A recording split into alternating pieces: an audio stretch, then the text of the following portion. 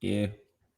All right, we are live. We're doing this a bit early. For those of you guys that are joining us, I know we don't usually go live at 1:05 p.m. on on Monday afternoons, but we have Canadian Thanksgiving today. So I don't know about you, but I have plans to have like a Thanksgiving dinner. I actually had one yesterday too. So I'm excited for that. So we have to go live a bit earlier than normal because we're going to be doing Thanksgiving stuff in the evening.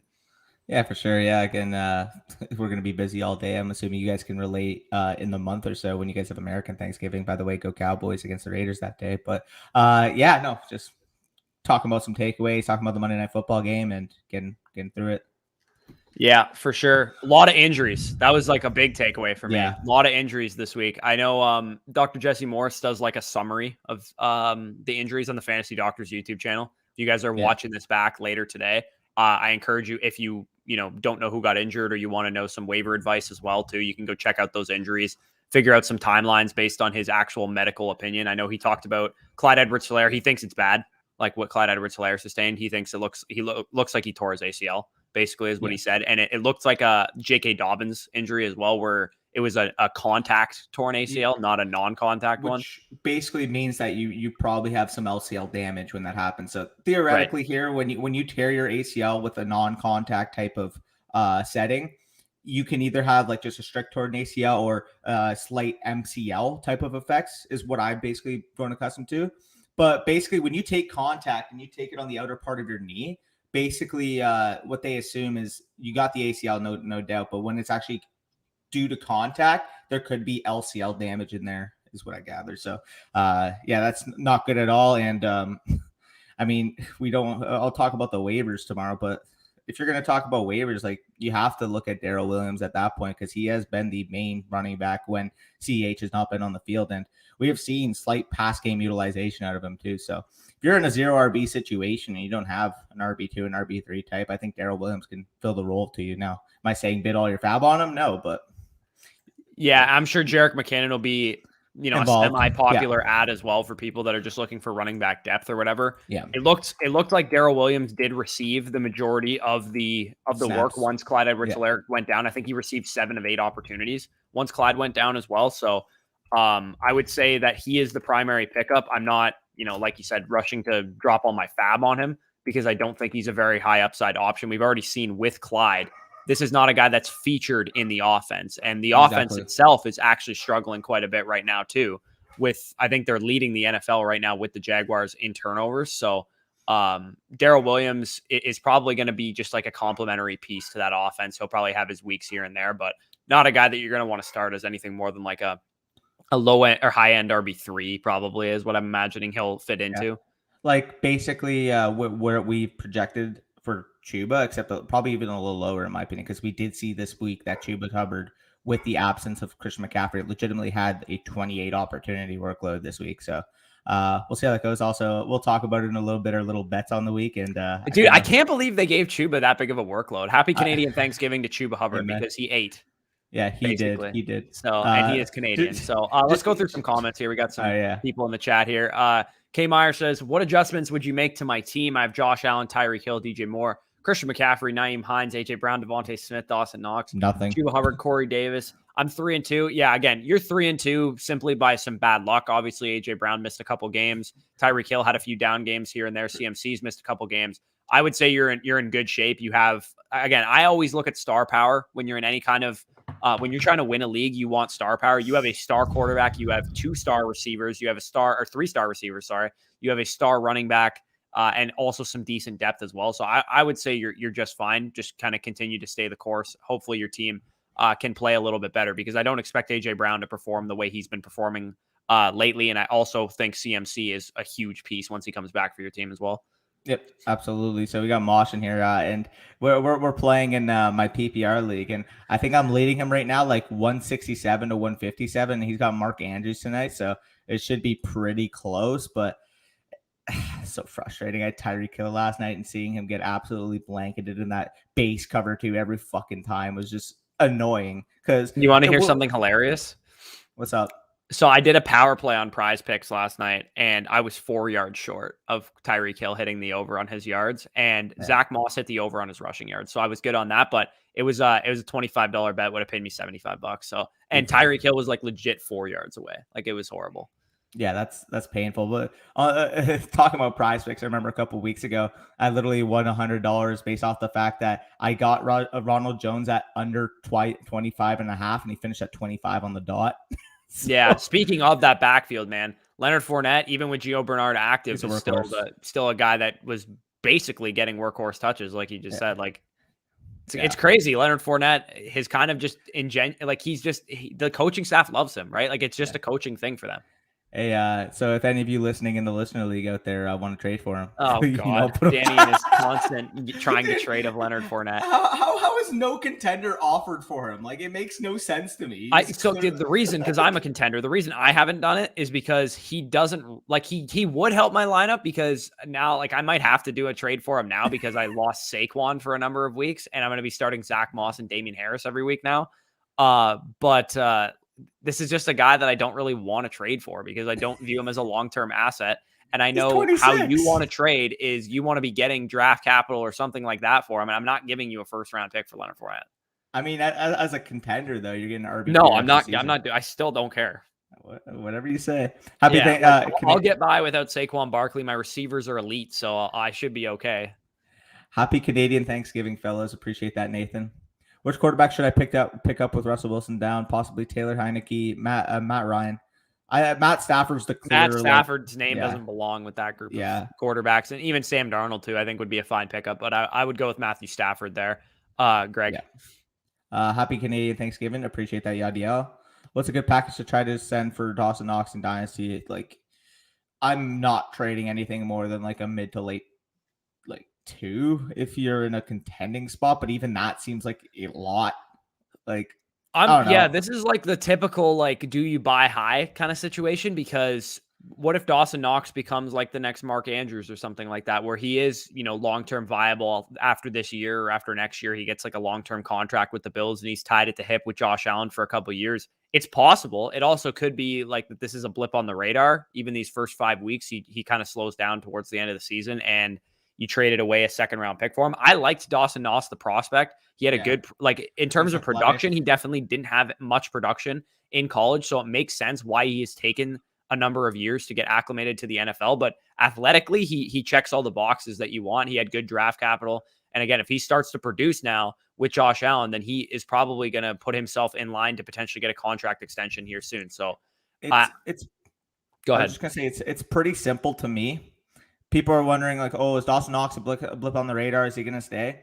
I don't care if, like, we don't expect him to stay from a consistent volume standpoint. What I look for is the offense really good? Yes. The number 2 or number 1 neutral game script passing offense in the league. Is the verticality good? Yes. He's got the athleticism and the most vertical passing scheme right now in the entire NFL. I think at one point, Josh Allen had like 270 passing yards on 9 completions. Like, they want to push the ball down the field, and that fits Dawson Knox's skill set, being a very good athletic tight end. We saw it on the 53-yard touchdown. And another thing I want to add, name me 3 tight end, or name me like 4 or 5 tight ends in the NFL that could actually score a 53-yard touchdown. Well, David Njoku scored one too, so that's fair. But like, again, like from a consistent, like, quote unquote volume standpoint from the offense, like Dawson Knox checked all the boxes we look for. He's a high scoring touchdown option. He's athletic. Like, he, to me, reminds me so much of this year's Robert Tonyan, where he may not get the 7-8 target per game type of workload that other tight ends you're looking for would have, but even on like 4 or 5 targets, like, he can score realistically 10-11 touchdowns this year easily. Yeah, but to answer Alex's question, like, second round pick is probably what I'm looking to ship away for him. Maybe if they want a little bit more than that, throw in like a young piece that they're excited about, like that maybe isn't that exciting. Amir like Smith-Marset. Yeah, or like Jalen Reagor or like Josh Palmer, somebody that's just like a lottery ticket young piece. Plus a second round pick. That should get it done if you're a contender. Maybe you need a tight end or something like that. You lost Gronk, you lost Kittle, whatever situation you might be in. So moving on to Wyatt says, do I have the best team in the listener league? His team is really good. So yeah. I'll give him that. His team's really good. My team's starting to perform now, which is really nice. I scored 212 points this week and absolutely wiped the floor with Spicy Hot. Bush, I'm just glad you didn't do that last week when I took the dub off you. But yeah, dude, I had a lot of unlucky stuff happen last week. Logan Thomas went down with an injury and missed like the whole game. I had a number of other guys do the same thing, and you had DJ Chark go out with injury on Thursday night, and then I had James Robinson score a bunch of points for me. So I'm like, oh, I counted the stroke before I was in the cup, like the golfing term. I was like, oh, you know what? I got this game in the bag. He had a guy go down. I had a guy had a great performance, and my whole team shit the bed. Dalvin Cook, DeAndre Hopkins, CeeDee Lamb last week, and that was basically what happened. But those guys did not disappoint this week because I also have Alexander Madison, who had a great game. So yeah, I'll quickly talk about the fact that in that league, I am somehow 3-2, and my team is just not good. Like I gotta be objective with myself. My team is not good. Like Stephon Diggs is underperforming. Amari Cooper's been a little inconsistent. I lost Michael Gallup. Like I had the injuries to be fair, but I'm not gonna make that excuse. My team is just not that great. Like Antonio Gibson's had a couple touchdowns last week, but realistically he hasn't been relied upon. And somehow I have a winning record. So I'm 2-3, and my team objectively is very good because my quarterback Justin Herbert this is a 6-point per passing touchdown league where you get big play bonuses. Herbert put up 54 points this week. Yeah. In that shootout with the Browns. So I have Justin Herbert, I have Dalvin Cook, I have James Robinson, I have DeAndre Hopkins, CeeDee Lamb. And like I have Jerry Judy, Jarvis Landry, and Logan Thomas all on IR right now, which definitely doesn't help out my team. So I'm 2-3, but I think I can bounce back going forward. So Maximus, I need Diggs to perform. Pardon? I said I need Diggs to perform if I want. Oh yeah, for sure. Like make a push. I'm down about 6 points. I have Mark Andrews left to play, but the guy I'm facing is Justin Tucker. Do you think I have a chance to win? You definitely have a pretty good chance to win, I would say. It's all going to depend on the scoring format. Any kind of PPR league, obviously 6 points is less of a hurdle to get over, especially for Mark Andrews, who usually is a pretty highly targeted tight end. But he's been a guy that's been really underperforming so far this season. Hopefully he can get back on track. Justin Tucker, again, I have no idea what your kicker scoring is, but we know that they're going to line him up for like 50+ yard kicks, and that'll probably give you a lot of points in a league with a kicker. So you should be okay. I would say you got like a 60% chance of winning that one, but definitely possible that you still lose that. Also, I wanted to quickly say Samaje Perine and Jackson Carman on the COVID list. Oh, really? Yeah, fellas, love the midday stream. Appreciate that. So no questions as far as players. I just want to know what you guys think. I thought I had my game in the bag last night. I didn't. So fumble. I need 8 points from Blankenship to beat my wife because Ty Hill didn't do very well. I get that tonight. It's going to be tough. I need to know your kicking format, but I would say the Colts are definitely the type of offense that can move the ball but not finish in the red zone. So I would say that Blankenship has a good chance. He just needs 3 field goals or 2 field goals and a couple extra points. So I would say if this game, I'd be curious what the over-under of this game is, the implied point total for the Colts, but I'd imagine they're probably around like 20 points implied or something like that. So hopefully Blankenship can get you there. Hopefully they move the ball like crazy and they stall out in the red zone, get you a bunch of field goals. Yep, I agree. Should I trade Brandon Ayuk for Jerry Judy? Yes, 100%. Yeah, unfortunately, Brandon Ayuk, I'm not going to say you should drop Brandon Ayuk, but he absolutely is droppable. In like a 10-team or an 8-team format, he doesn't even belong to be rostered right now. But in a 12-team league, I mean, unless there's like some great options on the waiver wire, I would say you can probably like just write off Brandon Ayuk until he starts performing on your bench. What the heck is going on there? Like, dude, I don't know. And Trey Sermon played like 2 snaps. Yeah. This week. And again, like I kind of was on Elijah Mitchell all week. I was like, I think Elijah Mitchell is going to go back to being the starter. Yeah. Can't wait to see CMC take the field this week. Hopefully he wants to rest it out a week more because I need Chubb Hubbard because I have a Kamara's on bye in a Hero RB build.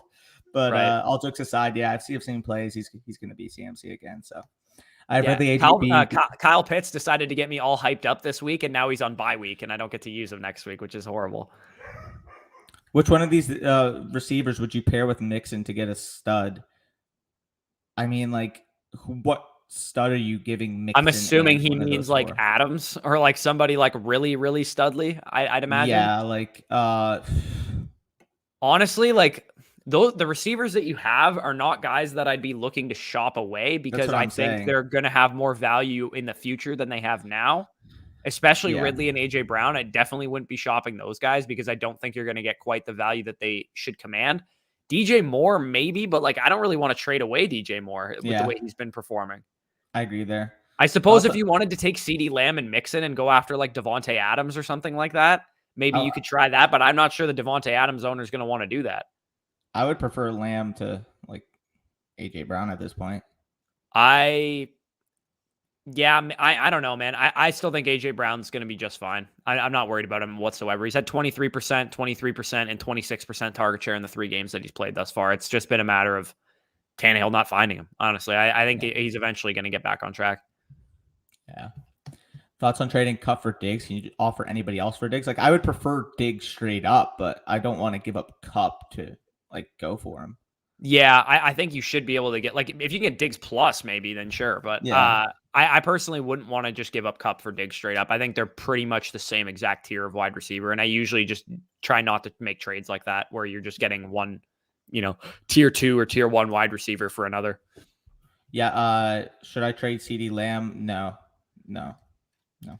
I'm a little bit more on the, like, maybe you should try and sell him high just because the Cowboys offense is kind of a little bit more inconsistent with their passing volume, but it's all going to depend what you can get for him. If somebody's willing to give you Stephon Diggs for CeeDee Lamb, then sure. But if you're only getting like similar tier wide receivers in return, then I'd probably just hold. To be fair on that too, like as much as I want to say, oh yeah, the Cowboys are going to keep blowing every team out, like I think at one point they're going to be in a situation where they need to throw the ball because they like the last 4 weeks. Okay, like outside of the Chargers game, the last 3 weeks they legitimately just haven't been in a situation where they have needed to push the ball down the field. And as we know, when they want to push the ball down the field, like CeeDee Lamb's the one doing it. We saw it on the 49-yard touchdown yesterday. CeeDee Lamb can stack and shed any single DB in the league, in my opinion. And when he's working down the field with Dak Prescott, who is, in my opinion, one of the more underrated deep ball throwers in the league, like you're going to have big plays mixed in there. Now, is the volume going to be consistent? Maybe not, because the Cowboys are a good team. They're going to be in good situations. But once we get into the situations later in the year where they're playing the Chiefs, when they're playing the Cardinals, when they're playing teams that can put up points on the other end, I do think that we should see a shift to more of a passing attack because they've just been able to line up, run for 200 yards on every single opponent in these last 4 weeks. It's really crazy. Odd, man. How effective, and again, like I'll eat some crow on this, how effective Zeke Elliott's been, how effective the running game in general has been. I thought they were going to be a team that would run through the passing game and Zeke Elliott would get his carries, but that would basically be it. But they're like running to set up the pass, which is not something that Kellen Moore has done in the previous couple of years that he's been there. It's remarkable because in week 1, Dak had 58 passing attempts, right? On the season now, he has 165 or 166 in 5 games, meaning that his average has gone down to 33 per game, despite having 58 in 1 week. And if you were to take that out, he had 107 in the last 4 games, which is barely over 25 per game. Like that's which is like pretty freaking low. Like 25 pass attempts per game is like usually among the bottom 5 teams in the league. Usually, most teams are within the 30 to 37 range. I would say there's like 20 teams that are going to kind of fit in to that range. But yeah, like it's a little surprising how little they're actually throwing the ball, considering what we expected out of the Cowboys offense coming into the year. Yeah, like it's crazy right now because Ezekiel Elliott is 3rd in the league in rushing right now, behind I believe it's Chubb and Henry, and Tony Pollard's number 8. Yeah, they have 2 top 8 rushers in the league right now, and again, like it's great to watch as a fan, but I understand from a fantasy perspective, you want those receivers to get more involvement. But thanks for the great feedback, guys. Would you prefer Devontae Smith at flex next week versus Tampa, or should I roll the dice on AJ Brown again? Again, I have to look throughout the week. Yeah, I'm usually like the best time to ask us start sit questions is after Wednesdays or Thursdays, because that's usually when I get into all the stuff on the slate and stuff like that. And I know the matchups and I'm starting to work on my like DFS articles and stuff, but AJ Brown over Devontae Smith is a pretty easy decision for me. I will still continue to start AJ Brown over Devontae Smith.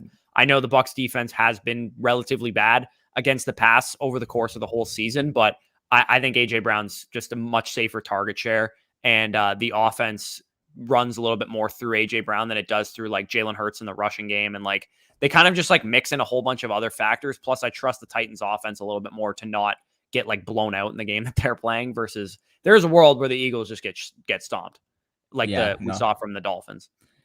What do I do about Diggs? You go and buy him. Actually, again, he's gotten the target share. He's gotten double-digit targets in 4 out of the 5 games. He's just running bad on touchdown luck right now. And we saw after his big play, like he had that 61-yard bomb. Like the Bills were just handling. Why do you like high step at the end of that play as if he was going to score easily? I'm assuming he just thought, okay, I beat their freaking cover 2 down the middle of the field. I don't assume anybody else is going to be near me. The problem with that is there was somebody near him. Yeah, like he like high stepped when he caught the ball as if he was just going to like walk into the end zone. Yeah, no, that was annoying because I could have just won my matchup if he scored that, but instead now I gotta sweat out Lamar Jackson tonight. And typically I wouldn't sweat out Lamar Jackson getting 13.5 points on a Monday Night Football game, but after what Amari Cooper did to me 2 weeks ago, yeah, I'm very nervous. Yeah, I'm pretty sure all my matchups are settled. The ones that I've won and lost, I don't think I have anything riding on tonight. Yeah, I just need 13.5 from Lamar Jackson in my one league, and I need Mark Andrews to score like less than 9.5 in my other league against Mosh. So hopefully that can happen.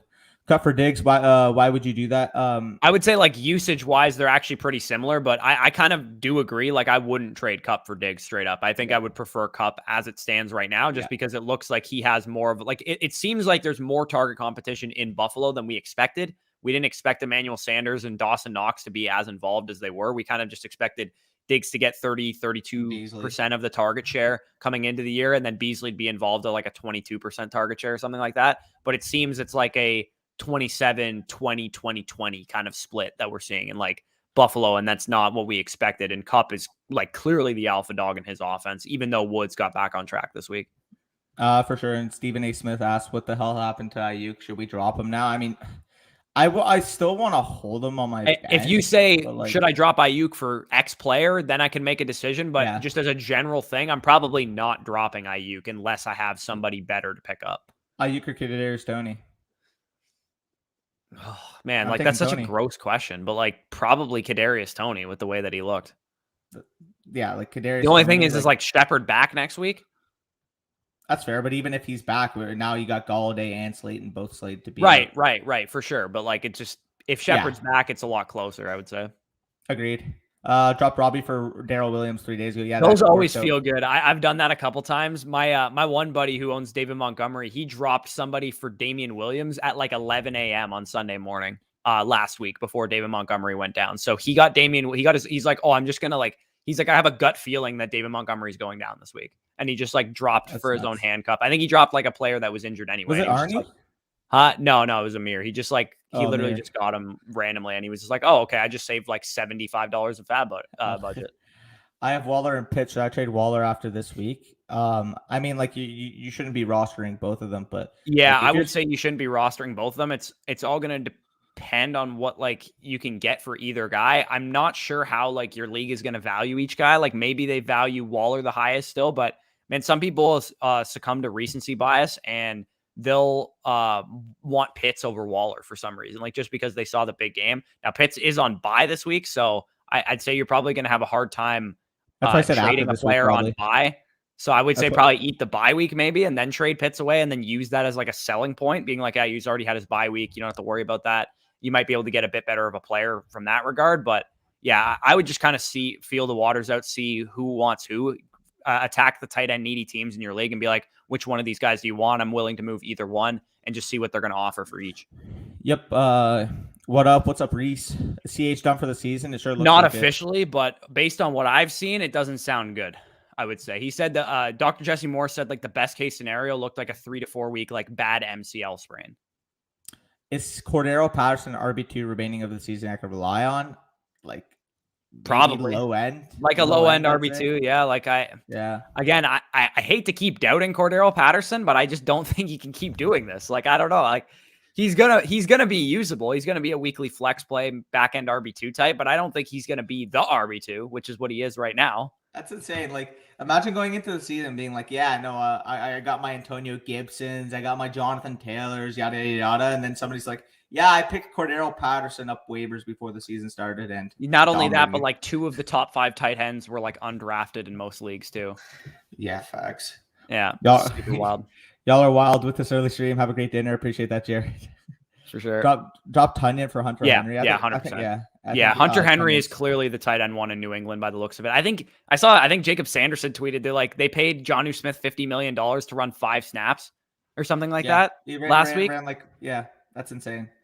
That's insane, dude. It's insane to me that I kind of did expect them to favor Hunter Henry more, though, because Jonnu Smith is one of those like OJ Howard type tight ends that just like makes too many mistakes. And I didn't think that Bill Belichick would like that. So it doesn't surprise me that the like reliable tight end is the one that they're sticking with in Hunter Henry. So happy Thanksgiving, Canada. Appreciate that. Jose would have beat you last week. Mike Will did what he did this week. True. Is it? Do you think Claypool is a must start? Claypool was already kind of a must start. Wide receiver 3, high end wide receiver 3, low end wide receiver 2 for me anyway, to be honest. Juju being done for the year, it's tough. Like I think honestly, I think that helps Deontay Johnson more than it helps Claypool. Yeah. Thoughts on this deal I made recently? I get Kittle, I lose Chenault in my top 3 first and my 6 man. A top 3 first, he says. Oh, is this a dynasty league? Yeah, I'm assuming this is a dynasty league. He trades away like a high-end first-round pick in a 6-man league. So it's a 6-man league. Even second-round picks are valuable. So you trade away Chenault and a top 3 first-rounder for George Kittle in a one quarterback league. So if it's the third, let's just assume it's the second pick as like the mid of the top 3, or the second or third pick. You probably got like Spiller, Burks, and Hall as your top 3, and like, would you want to give that and Chenault for Kittle at this point? I think if I'm contending, I would. Yeah, it's pretty close, but he's already got Hawk and Knox and stuff. Oh, okay. So and Kittle, but I've got Hawk. Did you already make? Oh, so he made the trade already. So I've got with Hawk. I wouldn't have done it.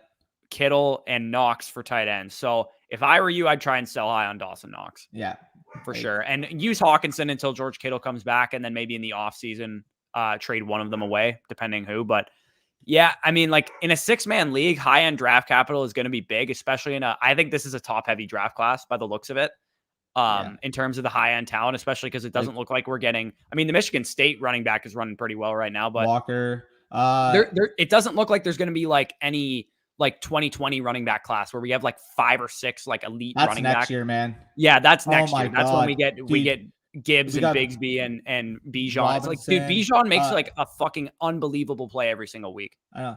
And like another guy that isn't being talked about a lot, like call me a biased Michigan fan, but Blake Corum looks fantastic too. And I think Blake Corum's probably going to get top 50 draft capital at this point as well. That's another name. You got Zach Evans, who was literally a 5-star running back 2 years ago. Like this running back draft in 2023 legitimately goes like 7 or 8 deep at this point. Yeah. Again, like stuff's going to happen. Like we're going to get a situation where like a Journey Brown doesn't end up getting to the NFL. Hopefully nothing like that happens to this class. But right now, that we can confidently say that there are this many studs in the 2023 class just bodes well, because again, we're going to have guys like we haven't seen a lot of great running back classes. Like 2017 and 2020 are really like the only running back classes that have been very good in the past like 6 years or so. And I would say like this running back class coming up isn't supposed to be very, deep or like very top heavy either. So the fact that we have 2023 could be like an every 3-year kind of rule that we're seeing. And the funny thing is that the 2017 draft class, like going into the draft, wasn't even expected to be like crazy good. Like McCaffrey, he's a solid prospect, whatever, he gets good receiving work. Fournette was the cream of the crop, and McCaffrey was thought of to be really good as well. That's kind of what I remember of the class, because I wasn't like a super heavy dynasty player at the time, but I know Fournette was the 101, like the guy that like in one quarterback leagues everybody was excited about. So that was like the main guy that I thought of. And I know a lot of people love Joe Mixon and Dalvin Cook, and there was some Alvin Kamara love as well. But the Aaron Jones stuff and Chris Carson, all these guys that came out of nowhere, like that wasn't unexpected. It's just crazy to think about, because you got those guys, obviously. It's just look at even in the second round alone, like your Mixons, your Cooks, Kamara in the third. Like it was every single round. Like it wasn't just a bunch of guys loaded up at the top, which makes me kind of think like, damn, like it's deep all throughout. And the funny thing about Aaron Jones is that he wasn't even the first running back taken by his own team in that draft, and he still became the stud. Like, because Jamal Williams was a 3rd-round pick, I believe. Yeah, I think Jamal went in the 4th and Jones went in the 6th, if I'm not mistaken, or the 5th or something like that. Yeah, anyway, either 3 or 4. Yeah, appreciate that, Steven. I'm up by 9.5 points, and he has Justin Tucker 3 points. Okay, so 3 points, 49, and under 50 plus is 4 points. Extra point is 1 point. I mean, 10 points out of the best kicker who's ever lived. That's something I don't want to be relying on Justin Tucker not to put up points. So we left off here at Struther then. Crew, appreciate that. 499 super chat. He says 10-man PPR bye week for Patterson. Who do I start at RB2? Darrell Williams, Zach Moss, or Devontae Booker? I'm gonna have to check the matchups. I know Darrell Williams goes up against Washington. I don't. With the usage I've seen out of Moss, he's not leaving my lineup. I think he played, I want to say it was like almost 80% of the snaps, or like 75% of the snaps this week. And going up against the Titans on Monday night, yeah, I'll take Zach. I'll take Zach Moss there. Again, I'm probably gonna like if you have an option like Zach Moss, I'll just wait and see what I have in Darrell Williams before I put him into my lineup because.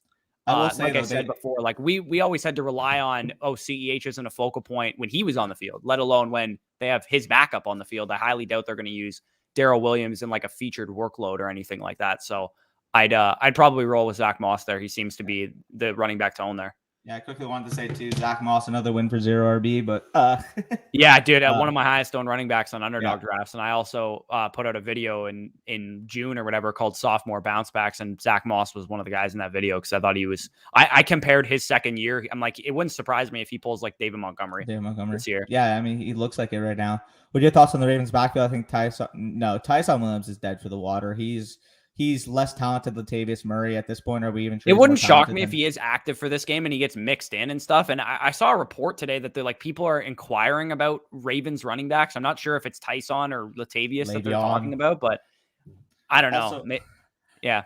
Latavius landing with the Ravens just saved so many of my underdog teams because like at one point like I was pounding him in the second 12th 13th round, pause by the way, but in the 12th 13th round every single time he was there it's like okay, that's easy money. He gets cut by the Saints. I'm like frig, I'm down all that money, and then now he's the lead back for the at least John Brown isn't like your third highest owned player who's like not even on an NFL roster right now. But James White's also my highest owned running back, so yeah, for sure.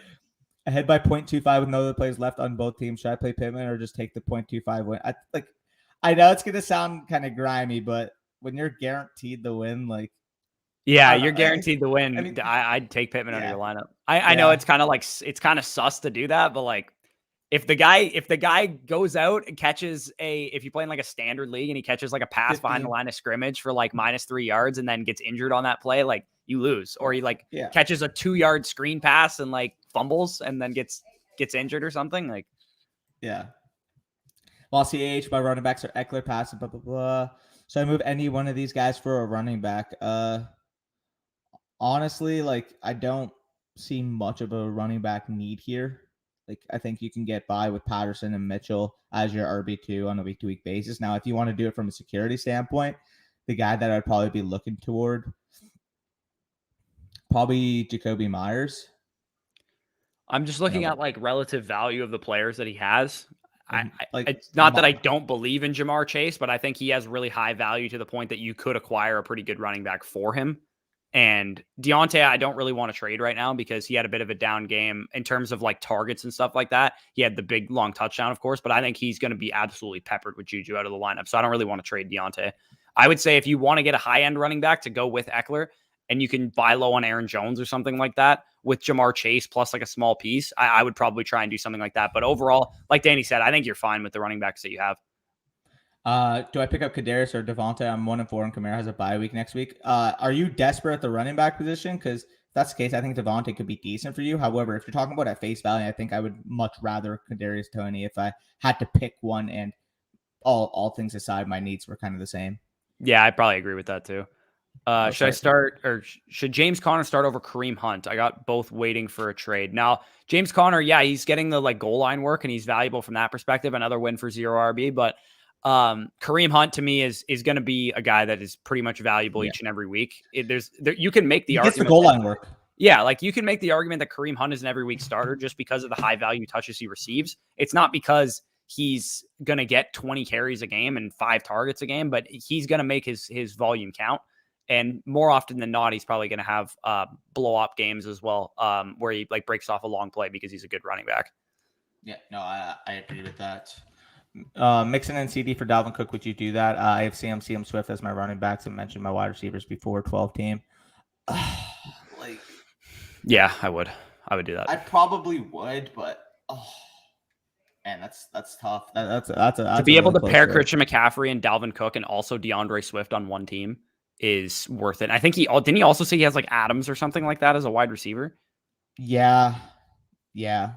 I'm willing to do that. I'm willing to make my team like put the fear of my league mates watching that they have 2 of the best 3 running backs in fantasy to go up against each week. Yeah, that's fair. It's close for me. Herbert, J-Rob, CD for CMC, Pittman, and AJ Green. Let me see. I'm easily taking CMC side if you have another quarterback. Yeah, if this is a 1 quarterback league too, it's like you're giving up 3, great pieces or good pieces, I would say, for 1 elite piece, 1 fine piece, and kind of like a low end flex play. It's really all going to depend on your depth of your team. If you're trying to get better and get a stud like CMC, then I don't mind the CMC side. But if you're going to sacrifice a whole lot of depth, I might stick with the other side just because you're really only getting like 1 other usable piece with CMC and Pittman. And he's still like a back end wide receiver 3, I would say, or like a mid wide receiver 3. Whereas CeeDee Lamb is at minimum probably a top 20 wide receiver, if not a little bit higher than that. James Robinson probably, again, at minimum a top 20 running back, if not a little higher than that. And then Herbert looks like based on the pace that they're running in their offense, the way that they're going for it on like 4th downs constantly and stuff like that, his floor is so high from a passing perspective that I'd be hard pressed to say like 5 quarterbacks or 3 quarterbacks even that I'd prefer over Justin Herbert the rest of the season. Yeah, it's like Lowe's. Like the way I look at it is the only ones that you can say like for sure at this point over Herbert are probably just like Mahomes and Kyler. And then I'd probably take Lamar too over him. But like even that, like Lamar, Dak, fucking Herbert, like guys like that, like they're all kind of like in my QB1, Tom Brady, Josh Allen, like guys like that are probably all in like that second tier right now where they're super elite options and super guys that I would much rather over like a Ryan Tannehill or guys like that, like in the 9, 10, 11, 12 range. Like, I don't even think Ryan Tannehill belongs in that conversation anymore. Agreed. Yeah. Like where would you place Matthew Stafford in that? Probably around the back end QB1 range. Yeah, I agree. There's a lot of quarterbacks balling out right now. Like it's for insane. Sure. Yeah, dude, Brady is literally like him and Herbert are basically the same type of quarterback. They just the passing volume so high. They have great weapons that are all performing. Only difference really is that Herbert offers something in the rushing game that Herbert or that Brady doesn't. And it's funny because like Dak's volume isn't on those guys' level right now, and yet from an efficiency standpoint, he's still able to put up those type of numbers. Like he has 13, he has like an 8.5 touchdown percentage right now. He has 13 touchdowns on 165 attempts. Like that's ludicrous. But anyway, yeah, true. I would start on. Yeah, fair. I need 8 points from Latavius tonight. Am I going to get it? Yeah, I definitely think he can get it. He probably needs to get into the end zone. He doesn't get a whole lot of receiving work, so, bro. But he definitely could. He definitely could get into the end zone in this game too. Yep. How do I improve my squad? Not Eckler, Damon Harris and Jacobs are the ones standing out to me that I don't want. Yeah, if you could, Jacobs had a pretty good game. If you could package Jacobs plus like, I don't know, one of your wide receivers that are underperforming, Corey Davis, Ayuk, Shenault, Sterling Shepard, maybe coming back from the injury. If you could package those 2 guys and maybe get an upgrade at running back or at wide receiver to like a more significant, stable piece, maybe you could take Jacobs and Sterling Shepard coming off the injury. Maybe somebody still like will look at the game logs that Sterling Shepard had before he got injured, and you might be able to get up to like Najee Harris or something like that. I don't even know what exactly you could get, but that's probably the move that stands out to me. But overall, your squad's pretty solid. It's just you're kind of lacking some studs in some places. For sure, and we actually left off here at Cole Bryant, but we got another $1.99 super chat. I appreciate that. I didn't actually like notice it because we don't get the feed sometimes, but he says flex 1, Higgins, OBJ, or Sutton. I don't even know the matchup. Yeah, again, I would say start-sit questions are best left for like Wednesday, Thursday, Friday, Saturday, Sunday. So once we've had a chance to look into the slates of games and stuff, because like I honestly don't know who these guys are playing off the top of my head. Well, I can tell you right now, my answer is most likely going to be T. Higgins going up against the Lions. Yeah, T. Higgins against the Lions. The Vikings receivers didn't quite perform to like a huge level. I mean, Jeff did. Jefferson had a great game, but Thielen was pretty much non-existent until that final drive or whatever. So the Lions don't look like a complete pushover against the pass, but I would still say Higgins over those other 2 guys. Sutton's been really inconsistent, and OBJ is just like not on the same page as Baker Mayfield by the looks of it.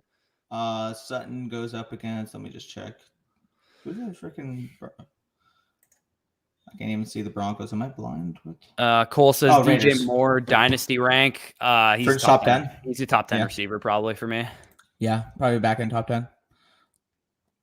Is it a good plan to buy Geno Smith to try and trade him to the Russ owner for Knox. My tight ends are Fant, Tunyon, and Uzama, and our rosters are 40-plus players. I would just stick with Noah Fant. It's to me, the difference between Noah Fant and Dawson Knox isn't ginormous, so I'd probably just stick with Noah Fant. Agreed. Brandon Ayuk looks like he's probably the biggest miss for us on the season so far for sure. But I mean, in our defense, it seems to be above the shoulders, whatever it is. Yep. And Steven, I would do this in a heartbeat. Mike Williams looks genuinely phenomenal. So yeah, I'll take him here pretty easily. Of course, JP, hit the like. Yeah, we'll go for like 45, 50 minutes maybe. So for another like 10 minutes or so, we'll try and get through the questions that we have on the screen there. Any other ones we'll try and get to as well. Bryson, hey boys, my dynasty team is looking a lot better than it should, mostly due to Cordero Patterson and Dawson Knox. I'm trying to trade for Brady, and I'm not quite sure what to give up. So, assuming you're contending, what do you give up for Tom Brady? I am willing to give up fringe first-round value. Now, I don't know if I'm willing to give up my first-round pick for Tom Brady, but if you can get a second-rounder and a small piece on top of it, like Jacoby Myers or something like that, and get up to a Tom Brady, then I'm willing to do something like that. Yeah. Or even like 2-2s, something like that. Yeah. Yeah. Like other than that, I'm assuming it's a super flex, and he doesn't want to start Fields and Zach Wilson every week. You get another high-end quarterback to go with Lamar Jackson. I think that's a good move if you can pull it off. I love how you said Jacoby Myers in a second. He actually has Myers. Oh, really? That's funny. Yeah, if you could take Jacoby Myers in a second and get Tom Brady, I think that's a worthy trade. I think he's waiting for Trey. He's going to be waiting a long time. Yeah, literally. Play a team starting Brady. Yeah. Oh, you got absolutely rolled then. Sorry to hear that, Brock. Yeah. Start Jamar Chase over Godwin rest of the season. The way they're probably close. I would say Godwin probably gets. I would rather Chase. I'd rather Godwin just because the offense is going to throw the ball like crazy, and we know week in and week out, more or less, Godwin has the easiest matchup on the field because he is the slot receiver on the team. So I'd probably stick with Godwin slightly, but they're both probably like fringe top 15 for me rest of the season. Again, we got to figure out, maybe we'll decide this right now. When do you want to record the rest of season rankings and have it up? Do you want to do that for Friday potentially? Have rest of the season rankings for Friday? Definitely will try for that. School's tough too, but okay. Because if not, I can Saturday morning solo and put it up. But I do think we should give some rest of because we have been asked a lot of rest of season questions. I think we should get some rest of season rankings out there. By the way, I just want to clarify the 59 people watching in here. Sorry if I'm not as active as I've been, but school's really starting to kick my ass. Like I have I think 3 assignments due on Friday. Like it's tough. I'll be carrying the load for most of the season. Yeah, as a guy who's not in school anymore.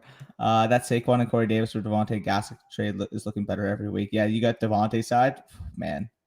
That's looking pretty good. It's bad though, no go. I heard it's 2 to 4 weeks. So 2 to 4 weeks is what I saw Rap Sheet tweet out. Should I trade Herbert and Aaron Jones for Alvin Kamara? Half PPR. I have Zeke and Tom Brady in a 1 quarterback league. Yeah, I don't mind making this upgrade. Yeah, I agree. I think that's a good move to make. Yeah. Allen Robinson worth buying low now.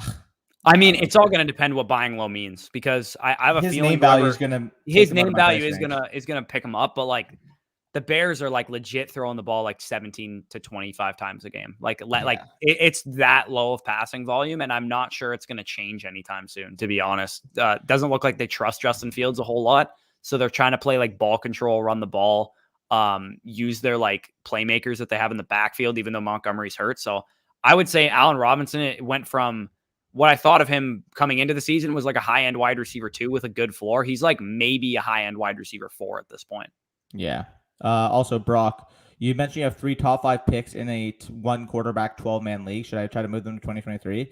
Right now, not now. I would wait until the 2022 draft is happening or about to happen because people are going to have their guys. They're going to like Breece Hall or whoever they're going to like a lot, and you're going to be able to package that into.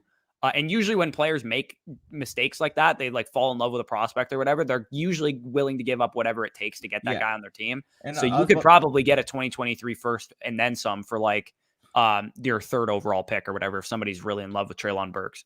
Yeah, I was about to say, you could probably, at draft time, package your 103 in the 2022 draft for, a 2023 first and second.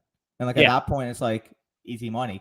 And if that guy suffers, this is fantasy football. If he has some busts, if he has some injuries, that could be Bijan Robinson, right? That could be, a top 3 end pick for you and the next draft, which will be worth it based on what I've seen out of Bijan Robinson.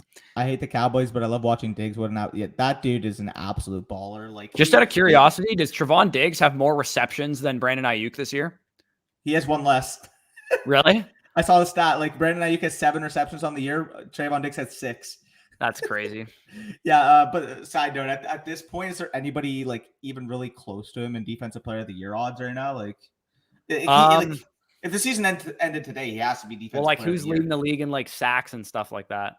I mean, like, I guess like Myles Garrett's probably close too. Oh, we have news on Clyde Edwards-Helaire. Suffered an MCL sprain and is out for a few weeks. Sources say while he'll miss time, doesn't look like it's torn ACL or something like that. So good news for those of you guys that own Clyde Edwards-Helaire, but still going to be out for probably 3 to 4 weeks, I would imagine. Yeah, like don't get me wrong. As I see here, Myles Garrett has also been incredibly effective. Like, he has 7 sacks right now in 5 games. I know sacks aren't everything. I say that all the time, but that is still phenomenal. Yeah, like, I would say Myles Garrett and Trevon Diggs are probably the 2 leaders. Like, Trevon Diggs has double the amount of interceptions right now than anybody else in the league. Yeah, that's pretty crazy. Yeah. Start Jamar Chase over DK until Wilson comes back. This is a conversation. That's a discussion. That's a discussion. And that's pretty crazy to say about DK Metcalf because like we said on Sunday, this is a guy who relies on big plays, who relies on deep balls and things being accurately placed. And we could be looking at a situation where we're talking about DK Metcalf next year as a guy with all these unrealized air yards and stuff with Russell Wilson out of the lineup. I just have a feeling that DK Metcalf is going to be a little disappointing. And unfortunately, I did tell you guys to trade for him a couple of weeks ago. Obviously, I couldn't anticipate the Russell Wilson injury, but yeah, DK Metcalf to me probably moves into like mid wide receiver 2 range, maybe low end wide receiver 2 range even. And I would say Jamar Chase is pretty comfortably in that range as well. Cause like the dude's literally got 5 touchdowns in 5 games? 5 games, yeah. Yeah. And he's a rookie wide receiver. And again, the weird thing to me is that the rookie running backs like Javonte Williams, Najee Harris, they haven't really gotten their footing quite yet. They're making plays and stuff. But they're not quite like, they don't look the part quite yet. I think they could still get a little bit better. And then the rookie quarterbacks, Jesus, like these guys don't look like they don't belong in the NFL right now, half of them. So it's weird that the rookie wide receivers are performing so well, and the rookie and the rookie tight end also in Kyle Pitts, and the rookie running backs and quarterbacks are just not quite there yet. Don't you love how fantasy football narrative changes in 2 weeks? Remember 2 weeks ago, people were like, "Oh, how are people actually taking Kyle Pitts over TJ Hawkinson?" Yada, dude, it was so brutal. It was like just the most like. Anytime I see anybody victory lapping anything, it's just like, guys, like, let's actually look at the situations objectively here. I've seen so many people say that Zach Wilson sucks. I've seen so many people say Kyle Pitts was a bad pick. I've seen so many people say that Devontae Smith is too small for the NFL. Like, I've seen some dumbass shit tweeted out on Twitter lately. It's just like, let's actually like look at stuff objectively. Let's give these kids some time to develop. Like, these are rookie players. Rookie players usually don't do anything until like midway through the season to the end. And the fact that we got guys like Chase, like blowing up the league from the second they walk in is pretty impressive. I'm so mad the one day I don't start gas. Yeah, like you couldn't have anticipated that against the best front 7. To be fair, I did have him in a couple of my DFS lineups. And even though I talked about him as a must sit on Saturday's video, I said, I'm like, there's a chance that this guy catches some passes in this game because the Dolphins line stinks. I had a feeling we were going to get after Brissett quite a bit. Brady and Evans, yeah, man, they definitely did. What tight end would be a good waiver pickup with Pitts on bye? I want to Knox with the guy normally starting. So I also have Pitts on bye, so I can give you exactly what I'm thinking. Dan Arnold's my number 1 guy that I'm going after because I don't have Knox and like Schultz on waivers anymore. Like they're long gone now. So I'm looking at guys like Dan Arnold. I'm looking at guys like Cole Kmet, who's still like involved, but their offense isn't very like they don't pass the ball quite a bit. So it's pretty slim pickings for me in my league right now. Dan Arnold's going to be my number 1 guy that I go after because I think he saw 8 targets this week for the Jags. He led them in targets. Him and Agnew. Yeah, he led them in targets. He also scored a touchdown. And the week prior, it was his first game and he was already running like a good amount of routes and a good snap share. So I'll be interested when the utilization reports come out to see how much Dan Arnold was running routes and stuff like that. But he's probably going to be the guy I go after for a 1-week fill-in for Kyle Pitts. Yeah, no, I agree there. I have traded a player in fantasy. Oh, you are a madman, madman, to be honest, because I trade more than anybody you'll ever see. And it's to me, it's simply just a matter of trying to slowly build the best possible team by the time I get to playoffs. And all that kind of goes into it is all just like perceived value. That's pretty much all it comes down to. But you trade more than me. I mean, I made 3 trades alone last week in my home league. Yeah, I wish my home league was that active. My home league, like in terms of my redraft league, don't like making trades. Like we had 3 total trades in the league, even though like I constantly ask. But in terms of dynasty, though, I think I made like 15 trades this offseason. Oh yeah, off-season trading in Dynasty is so fun. I always see people tweeting out there like, "Don't trade when you're bored." I'm like, "That's the best time to trade." Come exactly, dude. Heck, I'll trade. When I'll look at my team for a couple weeks. I'm like, I'm bored of this team. Let's trade let's get a new piece in here. You know how many times I'll trade like while I've been drinking and stuff like that? Because like people like, oh, don't trade when you're drinking. You're gonna make bad shit. Like I already fucking know these guys inside and out. I'm not gonna be an idiot just because I'm drinking. Doesn't mean like I'm gonna send like Christian McCaffrey for like a 2022 second. Like I'm not a dumbass. Like thoughts on Keenan Allen? He's really hurting me. Again, Keenan Allen, you will hear from me about Keenan Allen on this week's trade targets video because yes, Mike Williams looks great and he is getting so many targets and it's hurting Keenan Allen because Keenan Allen was a guy that I thought could lead the NFL in targets this year. But the reality of the situation is that the Chargers, like I said, are throwing at a crazy high rate. It's like top 5 in neutral pace. They're going for 4th downs. They're throwing the ball when they should be running, according to old school coaching. Brandon Staley doesn't give a shit about old school coaching. He just wants to throw the ball like crazy. He's literally letting Nick Chubb run the ball against his defense and tear him up just because he's like, I'm going to score faster than you when you're running the ball. They're running at a high pace. Everything is set up for Keenan Allen to stay a top 12 wide receiver the rest of the year, even if Mike Williams is also a top 12 wide receiver. Yep. And Patrick agrees. Yeah, there you go. Walker running pretty well. Understatement of the season. Yeah, I mean, to be fair, I haven't watched a whole lot of him yet. So all I know is like things that I've seen on Twitter. So I haven't actually watched the guy yet. To me, this week was actually the first game I saw of Spiller. And of course he had to get injured halfway through it. But before that, he was really good. So I'm only now starting to kind of like pick and choose which college games I'm going to watch certain prospects because I like to let the first couple of weeks of the college season fizzle out all the shitty names like Spencer Rattler, who's a garbage can, basically. He's transferring, actually emerging as a real person to pay attention to. If Rattler commits to the draft, man, oh my God. Like he went from like the consensus, like number 1 overall pick to like, would you touch this guy on day 2? Yeah, dude, like, I never really got the love with him. I know he has a good arm and shit, but like so did Felipe Franks. Like I don't care about arm talent some of the time. Like, and I quickly want to say too, running pretty well, understatement of the year. We'll see if he's running pretty well against my big blue defense in the upcoming week. So they play Michigan State this week. I might have to watch that game. Then. Not this week. In the next coming weeks, I think it's week 10 or week 9 of the college season. But Michigan's got a tough task rest of the season. We're going to really see because they're currently number 8 in the rankings, but they still have yet to play Penn State, Michigan State, and Ohio State, who are all ranked in the top 12 right now. So if Michigan could win like 2 out of those 3 games, I think they could be like a legitimate bowl season type of contender. Is the Penn State wide receiver still playing really well? Dotson? Yeah, he's good. Although I think Michigan's going to be good this year. 2022 Michigan, once they hand the reins over to JJ McCarthy, is going to be fantastic because we are winning in spite of Cade McNamara right now. Once we have JJ McCarthy at quarterback, like that kid is 19, 20 years old. He's throwing off platform. He's throwing on like he's got a live arm and he's athletic. So I'm excited to watch that 2022. Let's settle down on the Michigan talk.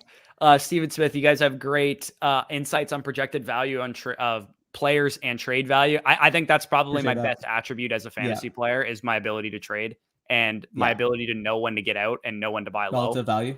So, and I think it kind of plays itself out in the view counts of those videos because they do really well. So I'm glad you guys enjoy them. They're my favorite videos to make because they're personally the ones that I actually do. Most. Like I literally said last week, go buy Kyle Pitts. And then I went and bought Kyle Pitts.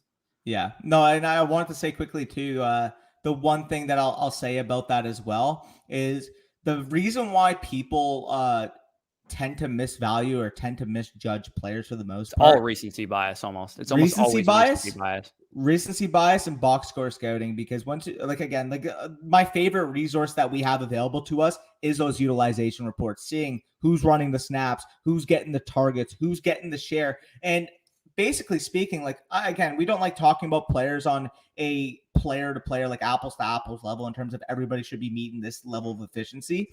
But like, if you see a guy like Rondale Moore, for example, in the first couple of weeks of the season, he was playing out of his mind to the point where he could not keep up that type of efficiency.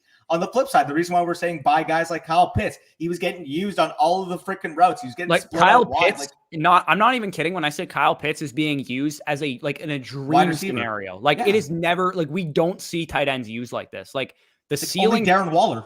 Yeah, the ceiling projection for Kyle Pitts usage is like a alpha wide receiver.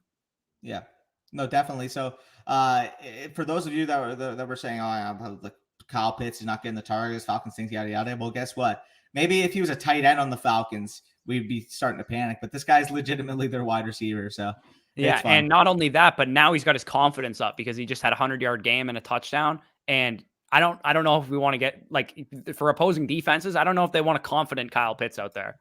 Yeah, amen. Herbert has been crazy having him and Mahomes, my 2 quarterback. Yeah, that is insanity to have those guys in a 2 quarterback league. Like really nice. They're legitimately probably in dynasty right now, like 2 like top 4 or 5 quarterbacks. Yeah, Herbert's been incredible. I thought they're like in the back of my mind, I always thought I'm like, what if he has a sophomore slump?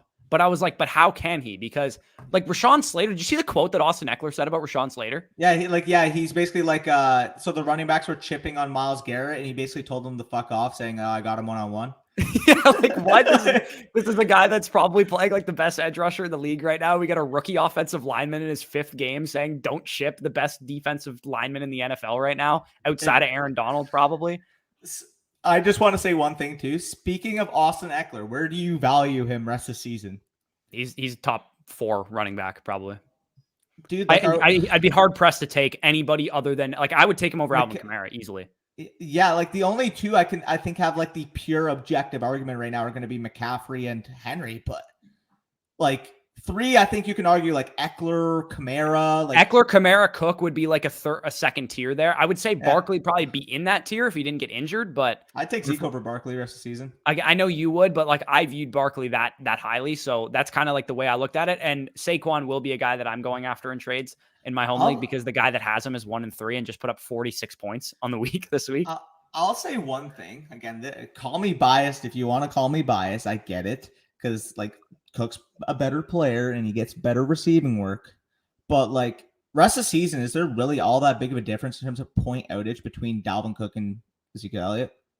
Not a huge difference, I would say. As long as Dalvin Cook is healthy, then I'm going to take Dalvin Cook pretty easily because I think the offense is Dalvin Cook, like whereas Zeke is going to have games where they do throw the ball quite a bit, and he's going to what we've seen so far is that they're going to continue to stick with Zeke, but eventually there's going to come games where they do rely on the passing game more, like we saw in week 1. That's so fair. I do think Dalvin, like there's very little times that Dalvin Cook is ever going to be phased out of a game plan. Yeah, no, I agree. Like either way though, I think that's probably like the clear-cut top 5 at this point. Yeah, for given sure. the utilization, given the offensive potency, given the touchdown upside, like I think those are probably the 5 guys I'm taking. Then you could talk probably like Aaron Jones about 6. DeAndre Swift probably around that range. DeAndre Swift currently leads the NFL, by the way, in high value touches. He gets about 7.5 per game, which are basically either receptions or carries inside the 10-yard line. Can you imagine if he got like an Alvin Kamara opportunity share? Can you imagine if the Lions offense was really good? Man, I actually quickly wanted to say that too. Alvin Kamara, 24 opportunities or 24 touches in that Saints backfield. The rest of the backfield, 0. Yeah, no, he's literally like, again, I'm hard pressed to say like I would take Austin Eckler over Alvin Kamara because Alvin Kamara is still really good, but man, Austin Eckler and Alvin Kamara are both like, and DeAndre Swift, they're all kind of cut from the same cloth, right? Like they all kind of run the same receiving production and touchdowns. Yeah, exactly. So let's try and speed through some of these and then we'll head out of here. But with Burrow going down, DK over Chase, who's the backup? Thanks for the analysis. So who is the backup for Cincinnati right now? I'm not sure. Hold on, let me check. But I don't know what the case is going to be with Burrow, right? Like it sounds like he has like a throat injury. I saw today that he got released from the hospital. I'm not really sure if he's going to miss games because of Brandon Allen. Brandon Allen's the backup. Okay, so we've seen Brandon Allen be fine in relief of Burrow before. I don't think he's going to be great, obviously, but DK over Chase. I think if Burrow is down for significant time, I will take DK over Chase. But it doesn't sound like Burrow is going to be out for very long. If he's even out at all. It's not like he has like a throat injury. Like what is a throat injury? He'll be fine. I don't know that Maybe I have to look up some more on the fantasy doctors or something like that. Maybe you guys could educate me in the comments, but I don't think he's going to miss games because of it. Trade targets for you at tight end. Like the only tight end right now I prefer over Darren Waller is Travis Kelsey. Like, yeah, like as much as Kyle Pitts performed, as much as TJ Hawkinson's still TJ Hawkinson, like I'm still taking Waller second among all the tight ends. So yeah, if you're looking to get better at tight end, like you have to get Kelsey. Yeah, amen. Miles Gaskin can have more games like last week, or was it game script? I would say it's game script, but it sounds like Tua is going to come back soon. So, and we saw him more involved with Tua. I would say, like, if you bought low on Miles Gaskin, like, because his price last week was nothing, like you could have gotten him for pretty much nothing. Pretty much. Then maybe he's like a contributor, as like an RB3 flex play, but I still kind of only view him as that RB3 flex play type. And Zim, you do this in a heartbeat, and you make sure he doesn't think twice about, or this is easily like, because Pitts and Hawkinson's a real like toss up for me. It's a wash, and Thielen and AJ Brown, I would still take AJ Brown over Thielen rest of the season. Yep, I went somewhat RB heavy, but watch your guys buy low vids and made a bunch of trades. I have the best RB room and top 3 wide receiver in there. Thanks, guys. Yeah, that's insane. CD plus Jacobs for Chase. Yeah, I mean, that's a pretty good move. I would say, like, Jacobs, again, he was a guy that I was talking about last week as a guy that I'm comfortable starting because he's actually getting involved in the receiving game now, which is something I didn't expect to see. Now, they didn't win that game too, and they were expected to win by like 5.5 points, I think was the line for the Raiders over the Bears. I think if they had won that game, they would have even fed Jacobs more. Yeah, no, I agree there. Yeah.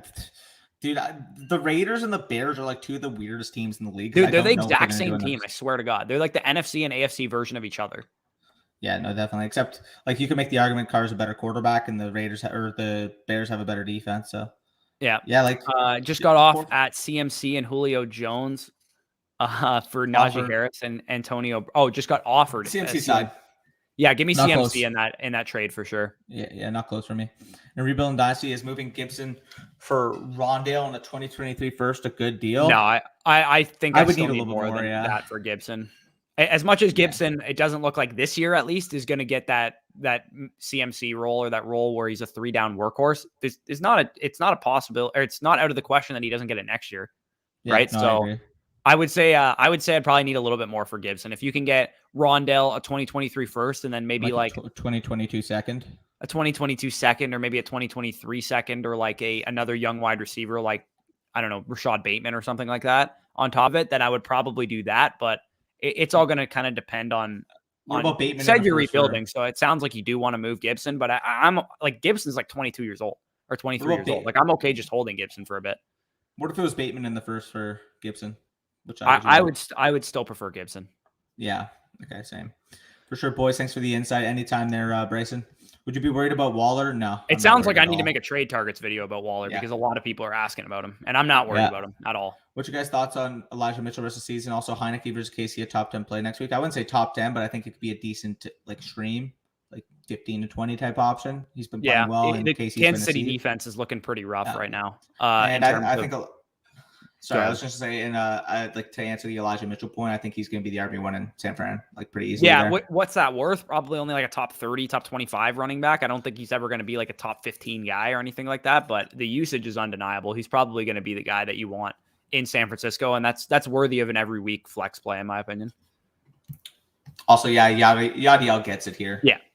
Again, I'll go over. It sounds like Waller is going to be a big time trade target based on everybody's concern that they're expressing for him. Again, we're going to go to the usage, go to the utilization. I'm going to probably tell you guys why exactly you shouldn't be worried about Darren Waller. Tyreek Hill suffered a minor knee injury, and they're not expecting him to miss any time. Okay, so what was the point? Okay, that's good news. Hot trade offer I just received. Okay, we already read that. That's CMC. Yep. Trade DJ Moore and Henderson for Stephon Diggs and Zach Moss. I'll take Stephon Diggs side. Yeah, I'll take the Diggs side of that. Henderson and Moss is probably like, I think I'd slightly prefer Moss just because Henderson has shown the propensity to get injured a lot. I just don't really trust Darrell Henderson long term. Like, I know he's getting the usage and stuff, but Sony Michel's a capable backup. They're going to mix him in, and Darrell Henderson continues to like miss time. Like, it's just like kind of a stigma I have about Darrell Henderson. I just don't think he's going to be reliable week in and week out. No, I agree there. Just went to AT&T for the first time. It's my first year out of the military. My wife got tickets. Awesome game. Is there news on Barkley? First of all, like, that would be phenomenal. I want to go there so badly to watch a game. But yeah, hopefully you enjoyed that thrashing of the Giants. As far as Barkley, apparently it's 2 to 4 weeks that he's going to be dealing with a low ankle sprain. And based on the timelines we've seen for Saquon Barkley in the past, I'd probably lean towards 2 weeks. Yeah, I quickly want to say too, when you're talking about like this injury, what I've kind of heard is it's your classic like low ankle sprain. You know, you land on your ankle, you roll it, like you get your swelling, whatever. Like I swear, me or you've probably dealt with this injury before. Yeah, I rolled my ankle when I played basketball before. It doesn't sound too serious from what I'm hearing. So hopefully it progresses that way. But again, I'm not a doctor, but it sounded like a typical like ankle sprain I would do. So yeah, I would say swelling and stuff. Like he'll absolutely be out this week, but I think there's a legit chance he plays next week. I think he's gonna be out for 2, but like sure, but like Barkley has kind of played fast and loose with timelines already. In 2019, he had a high ankle sprain. He missed 2 games from it, and it was expected to be a 4 to 6 week injury. So I'm like with Saquon, I'm willing to bet on the fact that he's going to be back probably in 2 games. Like he might miss 2 games. That's probably what I'm leaning towards. Yeah, Deontay Harris absolutely just torched. I think he suffered a hamstring injury on that play, though, didn't he? He might have, but I quickly want to say if Deontay Harris is doing that to the Washington football teams, Washington defense sucks, man. It sucks, yeah. It's so bad. I don't know why. Hey, you guys remember? I know it's gonna sound another Cowboy. Oh, Danny's so Cowboys biased. You remember going into the season, everybody's like, "Oh, the football team's gonna win the division because the Cowboys defense sucks and Washington football team only needs." Yeah, who would have thought the Cowboys had the better defense of the Washington football team? And that's really odd to me that how bad Washington's defense has been this far this season. Ultimate trade for Rondale Moore sleeper. In a redraft league, I'd actually be looking to sell high on Rondale Moore because the usage still isn't crazy high. Yeah, he's obviously a very good player, though. So if you have him in Dynasty, I'm definitely okay. Cool. I'm definitely okay holding him because I think Christian Kirk's a free agent after this year too. So and AJ Green. In redraft though, I still believe he's like a sell high candidate because the usage still isn't there. Yep, comes back and the O-line is healthy is going to be a solid play. Yeah, I definitely could see that. People do victory left. Yeah, amen. Should I trade Fant for Pitts while Pitts is on bye week? If you have another tight end option this week, I would do that. Who's your other option? Trade Fant away for Pitts. I thought it was the other way around. Yeah, I actually literally traded away Fant for Pitts, basically. I threw in Jamison Crowder, who's playing second or third fiddle behind Elijah Moore like I expected. So to be fair, he did earn more targets last week. He did, but like he ran less routes, which is exactly what I thought would happen. Also, what's going on with Odell? 40+ points for Cleveland, didn't do much. Yeah, I don't know, man. I really I don't know what to do with Odell Beckham Jr. Baker sucks. I don't even know if it's Baker sucks. Is it Baker sucks awful when he's throwing to Odell? Bro, like I've actually I watched the game. Oh, I watched the game too, but whenever like Jarvis is on the field, Baker looks like a top 15 quarterback in the NFL. Yeah, I don't even know. Thoughts on A-Rod? Maybe once Jarvis comes back, it'll unlock the offense a little bit more in the passing game, which Jarvis Landry should be back relatively soon. If I had to guess, he might have a chance to play this week. Yeah. And Max, you absolutely take the Lamar and JT side here. JT and Gibson is probably a wash, and then I'd much rather Lamar over A-Rod. Yeah. And yes, Jameis. Thoughts on A-Rod rest of the season? Should I trade A-Rod? Yeah, we just answered that. Give me Lamar and Taylor side. Thoughts on Mike Williams and Brandon Cooks rest of the season? I think Mike Williams is a locked and loaded top 18 receiver. I want to say now, for me, is Davis Mills offensive rookie of the year at quarterback? No, I'm just kidding. Jamar Chase is obviously if we were giving the award out today, but Mike Williams, he's a top 15 receiver rest of the season for me. Yeah. And Brandon Cooks probably borderline top 20, I would say top 22 or something 24, like that. Yeah. Yeah. Pitts was overdue for a breakout. His usage is crazy. Yeah. Facts. The take going. Yeah. That was such a stupid take. I mean, it was such a dumb take, especially because we heard all draft cycle from NFL draft scouts, which if you guys don't already do this, I would highly suggest you do. Follow NFL draft scouts during the draft cycle, not fantasy scout. You can do your own fantasy scouting like we do, but NFL draft scouts are the ones, the high-end names, are the ones with the actual information of what NFL teams are thinking. And we heard that Kyle Pitts was being graded as a wide receiver by 90% of NFL teams. Yeah, no, definitely. And quickly talking about that, I mean, Daniel Jeremiah himself has basically went out and said it all offseason that Kyle Pitts is the best skill position player that's come out in recent memory. So yeah, I mean, there's a reason why he's the highest graded offensive prospect or skill player that I've graded since Saquon. Yeah, I click with goal line work. Yeah, Man, it's so That nice is, but yeah, that was a big development. I kind of wish I would have like put 2 and 2 together that might have been an Anthony Lynn problem and not an Austin Eckler problem. Like I did think like the big question for what's going to determine Austin Eckler's ceiling and floor this year is, does he get goal line work? Because I knew he'd get receiving work. I knew the offense would be pretty good. I knew the offensive line saw some upgrades. Does he get goal line work was really my question. I'm like, is it an Austin Eckler thing that they don't want to use him that way? Or is it an Anthony Lynn thing? And it looks like it's just an Anthony Lynn thing. And Austin Eckler is achieving the top 5 ceiling that he pretty much always had. Yep, I agree there. Thing that sucks about my 2 leagues, all my league mates view name value and box scores instead of looking at the snap counts.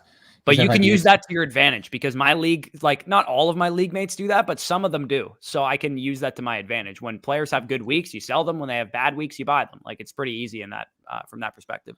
And as we mentioned here, Brian, like a guy like Jamar Chase, we'd probably have on similar level right now. So that'd be a guy like that. I wouldn't be like hard pressed to go trade Metcalf, but like because of his name value alone, you could probably get a really good package. Like you could probably get like CD plus for Metcalf, and at that point, like give me a Lamb all day. Yep. I got Hubbard in both my leagues. I traded in one for Odell, and I'm assuming when CMC comes back, Hubbard's going to essentially useless. What should I be looking for to pick up? Like on the waiver wire. I think he means traded in one. I think he means in the other league he wants to trade Hubbard as well. Yeah, I think that's what he means. If you're looking to trade Hubbard right now, again, it's gonna come off the heels of like whatever Christian McCaffrey's health is. Like if your league mates pay attention to news, they probably know that Christian McCaffrey's coming back. So I highly doubt you're gonna get much of anything for Hubbard. Most value you're gonna be getting is from the CMC owner. Yeah, pretty much. Yeah, either that or you trade him. If you're looking to trade him for something, I would go after another handcuff because Hubbard's value is starting to decline. And now with CMC coming back, maybe you try and get Alex Madison for him or something like that. Like I'm not really sure what you can get for Hubbard. It's really all going to depend on how active your league is and how much you pay attention. Pardon? AJ Dillon. Yeah, maybe you could get AJ Dillon for him or something like that. I think that's probably the only moves you're going to be able to make because I'd imagine most people know that CMC is coming back. Yep. 1 and 4 finally had me a week. There you go. Y'all hit that like good day. Appreciate that, Jose. And yeah, 40 people in here. I want to see 40 plus likes on the stream. So appreciate y'all. Get any last minute questions that you have in here, and then we're going to sign off for the day because I got some Thanksgiving stuff to do. I'm sure you do as well. So Ben says, would you trade Chubb for Gibson and Judy in PPR? I would. I think I would as well. It would depend on how my team is looking. If I'm 4-1 or something like that, I think you could definitely afford to make that trade. I believe the Steelers play a Thursday night game in week 7, if I'm not mistaken, because we play Tampa Bay plays the Eagles this week on Thursday night. And I think the Steelers play or the Broncos play week 7 on Thursday night. So we could be looking at a week 8 return for Judy, if I'm not mistaken, because I think I saw somebody make that point already. Broncos play the Browns on Thursday night next week. Yep. Yeah, so week 8 is probably the return that we're looking for on Jerry Judy. If you're okay waiting a couple weeks to use them, I don't mind that trade. Yep, I agree there. Any good buy low candidates for Dynasty? Lots of injuries this week. I mean, Jerry Judy's a really good one, in my opinion, still. Yeah, I think Jerry Judy is a really good one. I think Bateman's also a great one just because he hasn't played yet this year. This is an unknown factor. Michael Gallup's been a good kind of buy low candidate as well. I would say, like, again, buy high candidates are always a good idea too in dynasty leagues. Like if you want to buy high on some of these guys that are performing, like Devontae Smith, Jamar Chase, obviously, like these are the dudes that you want to be buying because yes, they are going to cost you some like pretty penny right now, but the potential and the high end production is always really, really smart to invest in because if you buy high on some of these, like if you bought high on Justin Jefferson 5 weeks into the season last year, you're laughing right now. Mm-hmm. Trade DJ Moore for Stephon Diggs. I would prefer Diggs rest of the season, personally. Yeah, I would as well. Thanks for everything, guys. Anytime, Yadiel. Thank you, guys. Very informative. Appreciate that, John. Looking to get 4-1. Any ideas to package Dobbins and CH to help momentum to contend? I mean, what would you do with Dobbins and CH if you have them? Because I don't think you're going to get the requisite value you would need to move off of them. Yeah, I think you're going to probably get yourself into like a panic trade where you're like, I'm going to trade Dobbins and CEH because I need to win now. And you're going to get like Darrell Henderson or something back. And it's just not worth it at that point. Like, I know it sucks losing those guys, but I'd much rather get a patchwork running back that I can work with this year and move off. Like if you wanted to, like if Cordero Patterson has a bad game next week or something, like maybe buy low on him. And then you could get by with the running backs that you have or go after somebody else kind of in that realm. Elijah Mitchell or something like that, and just kind of tread water at that position and hope you can make it up in other places. Yep. No, waiver wire. Oh, for the waiver wire. Okay, yeah. He mentions here that like Michael Carter's available. I'd prefer Michael Carter the rest of the season to Chuba Hubbard pretty easily. Yeah, I would still like to stash Chuba Hubbard, though, if you can, because there's always a chance that McCaffrey can re-aggravate it or something like that. And obviously, you'll have a trade piece at that point again. So if you don't need to like pick up a guy to play, I don't mind just holding Chuba Hubbard continuously, but I would rather have Michael Carter as well. Yep, appreciate that. So we actually left off on Javon here. We got a $4.99 super chat from AJ. He says, sell Sutton high or keep. If you told me a joke and I laugh, I'll donate again. Better be good, LOL. So first part of the question, sell Sutton high or keep. I'm selling him. Sutton. I'm selling him. Yeah, I'm selling really? him. 100%. Yeah. The Broncos offense runs at a very low pace. It doesn't throw the ball at a high level. And like they run, I think it's like 31 seconds per snap. Like it's really low. It's like Saints level, like really low paced offense. And yes, they have pieces, but nobody was active for that game. Like they don't have Hamler. Like Patrick contributed, sure, but like Judy's gonna come back soon, and Sutton and Judy are gonna be like Sutton's already been inconsistent with Judy out of the lineup. That's fair. Yeah, that's probably it's true. all going to depend, obviously, what you can get for him. But if you can get wide receiver 2 value or like high end wide receiver 3 value for Cortland Sutton, I'm willing to move off. Like, would if you rather can get Marvin Jones plus like another piece, or like I'm trying to think who else is kind of like in that realm. If you can get T Higgins plus maybe for Cortland Sutton, then I'd definitely be willing to do that, because I'm sure people are going to look at the box score and be like, this guy's had 2 big games. He's just getting, acclimated to a new quarterback, whatever the case is. Like, they're going to make excuses. They probably know that Jerry Judy's coming back, but they think that they can still both produce. I personally think they're both going to be kind of boom or bust once Jerry Judy comes back. So that's definitely fair. And I just read 25's comment for the joke part. He says, what does a deaf gynecologist do? Read lips. That's fucking funny. Anyway, okay, let's run through these last couple ones here, and then we'll head out of here. Yeah, sorry. So 25 says, I'm Jared Cook at tight end. Should I start Schultz even when Gallup returns? Yeah, you should still start Schultz, and appreciate that. Should you trade Kittle for Devontae Smith and roll with Hunter Henry rest of the season? No. Kittle, he's going to be out for a couple weeks, but I would still rather stash him and just use Hunter Henry for the time being. Yeah. Good call. Happy Thanksgiving, guys. Appreciate that. Would you guys try to trade Gibson away and A-Rob in a package to pick up a better wide receiver when your other running backs are Najee, Chubb, Collins, and Pollard? My best wide receivers, Cup 12 team full PPR. I would absolutely do that again. It all depends on what wide receiver you can get, but we've heard Dr. David Chow express definitely some concern about Gibson and the shin splints or whatever he's dealing with right now. So if you can take, pardon? Like if somebody's panicking about Diggs is definitely the guy I would go after. I think you could probably get you might even be able to get Ridley plus as well. Agreed. Keenan Allen maybe too as well. Trade or keep IE. Oh, sorry. Just one sec. 25 came in clutch. Not gonna lie. Appreciate that $2 super chat. And we got my boy Evan here. A little shout out there. Guelph coming in strong against Western. I had to make that joke, but he says trade or keep Ayuk. If trade, what's a good value? You're probably not going to get enough. You're not going to get anything for him. Like that's the reality of the situation. Yeah. You probably just got to keep him at this point. Yeah, I agree there. It's tough because from a talent standpoint, from a separation standpoint, we saw everything last year as a rookie with what Brandon Ayuk's able to do on a football field. But for whatever reason, like shit's just not fucking clicking for them now. It's got to be his work ethic or his attitude or something. Yeah. There's no way it's not his talent. Every time he gets the ball in his hands, he looks great. Yeah, that offense is Debo, and like at this point, can we even trust anything else? Like, yeah, pretty much. Do you keep Mike Williams and Cooks or trade them? I'm okay keeping both of those guys. I don't think you need to trade them. Gonna flip DJ Moore to the Diggs owner, just waiting for this week's usage. I mean, they're in the same tier of wide receiver to me though. So like, I'm not like that's not a slam dunk move. I don't think I would take Diggs slightly, but it's not a slam dunk move. I don't know. I'm looking at offensive potency. I'm looking at the rest of the season. Like I would probably like pretty decently prefer Diggs. Really? I think they're a little closer for me. I think they're both like fringe top 8 wide receivers, top 6 wide receivers rest of the season. The thing is, I also have Diggs like closer to like my top 5. And I have I do too. I think he'd probably be like, if I like again, we're gonna go through our rest of season rankings at some point. Hopefully this week we'll get to that. But we'll we'll try and talk about where we'd have those guys, because we do need to go through this exercise ourselves to be able to properly give you guys. We have a little advice. bit of discrepancy here, so it'll be fun having that like quote unquote debate to help you guys get the context. But appreciate the help, boys. Anytime there, Joseph.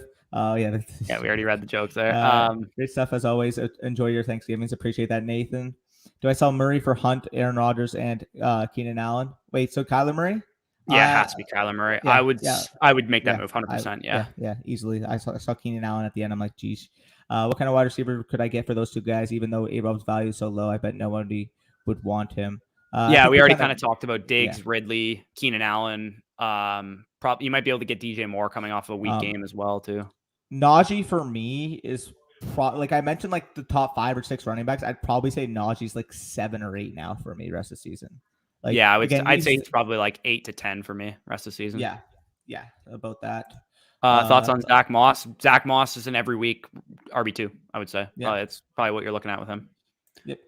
Ridley a buy low rest of the season? Yes, sir. He is a buy low. I'm not going to talk about him this week on the trade targets video. I will mention again, Ridley is still a good buy low, but I went in depth on him last week. So, I mean, he missed a game to personal reasons, had nothing to do with his play. So he's again, a good buy low. I'll talk about him and Keenan Allen and some of those guys as rest of the season buy lows. Trey Lance looked bad, I'm guessing you're saying, or had 15 points, and that was with an INT and no touchdowns. Y'all think Jimmy plays after the bye week? I have no idea really what Kyle Shanahan's thinking. It sounds like if Jimmy's healthy, he's going to play.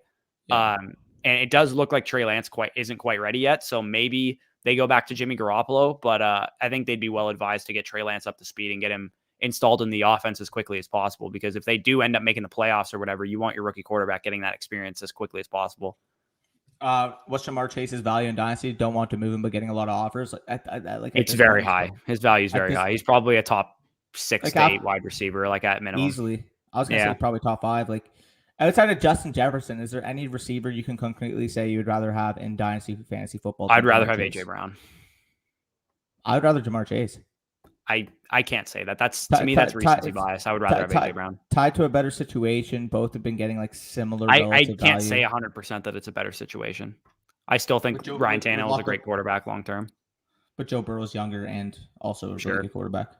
I don't know. That's like a discussion. You know what I mean? It's a discussion, yeah. But like Jamar Chase to me is at minimum a borderline top 8 wide receiver, top 6 wide receiver rest of the season. Yeah. You are going to get some high end like people that rank Jamar Chase in the top 5, top 3 of their dynasty rankings. So I'm not quite there yet. I need to see a little bit more, but he's definitely on the right trajectory to be like potentially the dynasty wide receiver 1 by the end of this year.